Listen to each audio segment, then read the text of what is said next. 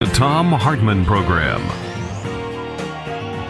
Well, companies are always looking for ways to increase their profits, as Rebecca Tuhus-Dubrow writes in the Boston Globe in the article The Female Advantage. She notes that a growing number of consultants and corporate leaders swear by a new strategy to boost the bottom line.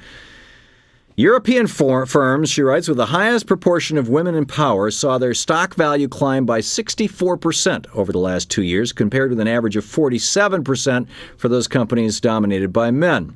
Profits of Fortune 500 companies that most aggressively promoted women were 34% higher than industry medians.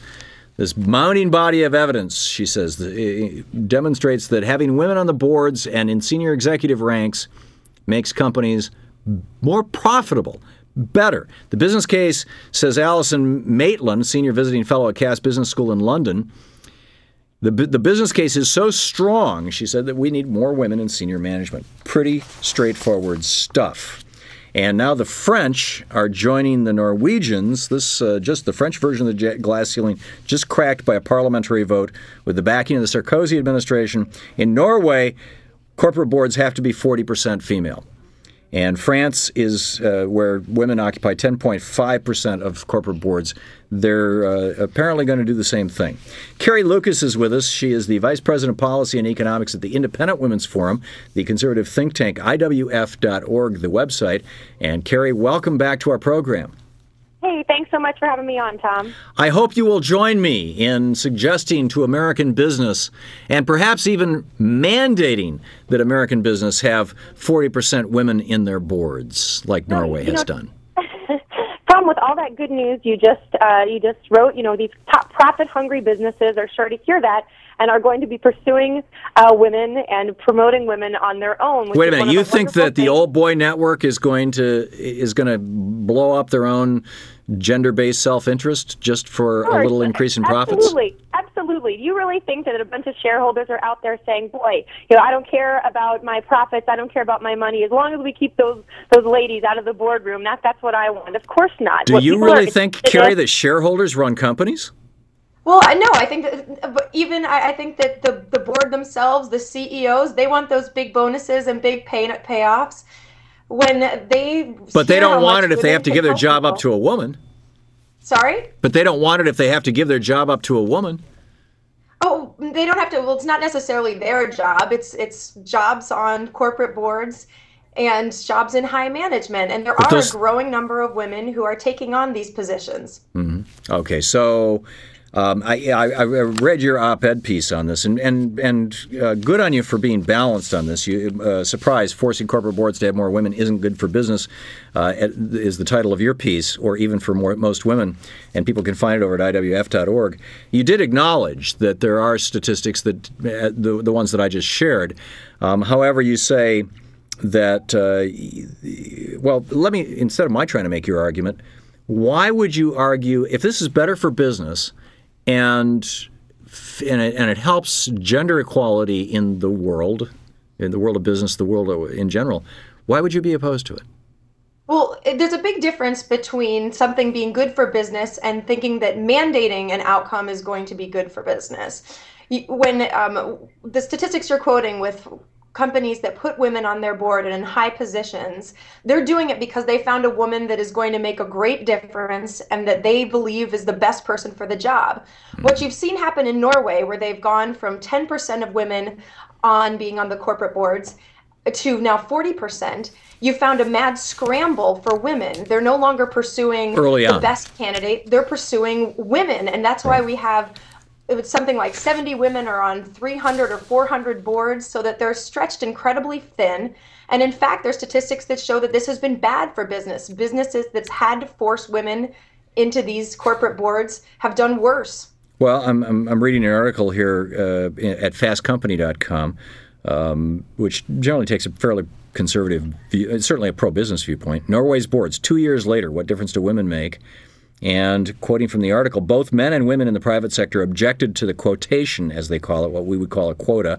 The reason quotas are wrong, and they interviewed Norwegians, the Norwegian CEOs. This is the result of this. And 2 years later, in a series of one-on-one interviews, they went back and interviewed these people a year later. Every single person said the boards were measurably improved with the addition of women. Those who experienced the resistance to having women on boards and then lived the difference when the issue was forced support the legislation. The reason? The change would never have happened unless it was required. I think that there's a big difference between saying that that there's something good about having women involved. There certainly are. There are good aspects to having this mandate. But when you look at it overall, where does it end? Why is this government's business? How is it government's job? Because it's better for society. A private entity, who they employ or who they have in their board. Because governments create businesses, Carrie.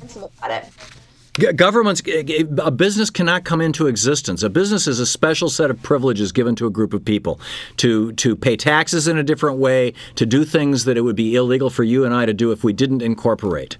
And that set of privileges is given to a group of people, presumably so that they can do something that at the end of the day, people are going to make money and produce things along the way, but at the end of the day is going to have some positive benefit to society. So governments have not just a right, but an obligation to make sure that if businesses are run, they're run in ways that promote the benefits of society. Thom, we've talked about this before, and this idea, I think there's something basically offensive about the idea that businesses only should exist at the pleasure of government. But they do. Something where we should, servile people, the servile citizens should have to go up there and beg, oh, please let me open a business.